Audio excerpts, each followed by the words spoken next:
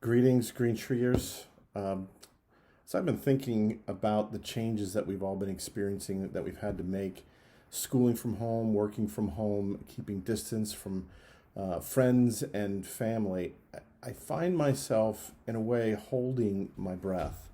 I'm holding my breath, waiting for this all to pass, as if holding my breath meant that when it was over, I didn't have to change. Not really. That I could just pick up where we left off before this season started, as if nothing had ever happened. And interestingly, this is not unlike what the people of God experienced in the book of Jeremiah when they faced a crisis. Now, their crisis was a bit more apocalyptic than what we're facing right now. Not that what we're facing isn't serious. In fact, I think it's the most serious thing that I've faced in my lifetime. But they experienced the destruction of the holy city, Jerusalem, and all of their people were carried off into captivity in Babylon. And they were holding their breath, waiting for it to be over. And this is what God said to his people. Jeremiah 29, verses 4 through 7. Thus says the Lord of hosts, the God of Israel, to all the exiles whom I have sent into exile from Jerusalem to Babylon. Build houses and live in them. Plant gardens and eat their produce. Take wives and have sons and daughters. Take wives for your sons and give your daughters in marriage, that they may bear sons and daughters.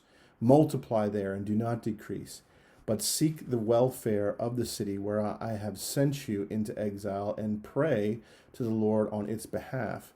For in its welfare you will find your welfare.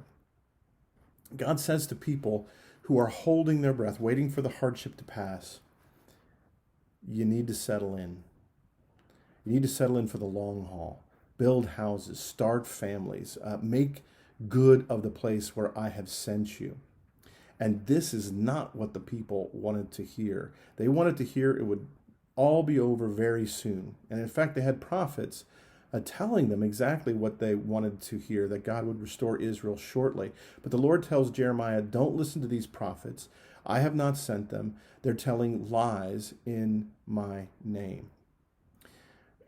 And I believe that we are in a moment where we are tempted to hold our breath. But that's not what the Lord wants us to do. We need to embrace change. We need to resist the impulse to hunker down. Why? So that we can start thinking about the welfare of those around us, certainly our own families, but also the vulnerable in our apartment buildings, the vulnerable in our neighborhoods. Now you might say, that doesn't sound very hopeful. But God tells Jeremiah why Israel doesn't need to fret over this exhortation to buckle up for the long ride. Jeremiah 29, verse 11 and following. For I know the plans I have for you, declares the Lord, plans for welfare and not for evil, to give you a future and a hope. And then you will call upon me and come and pray to me, and I will hear you. You will seek me and find me when you seek me with all your heart.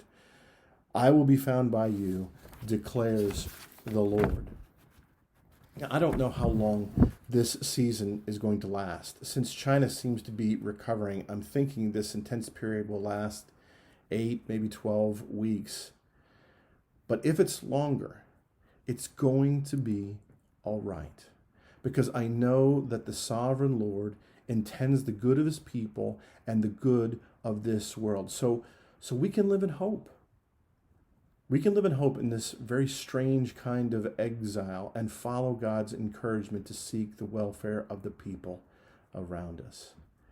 God goes with us. And I pray that you will be aware of that you will be aware of his presence, and therefore know his peace. God bless.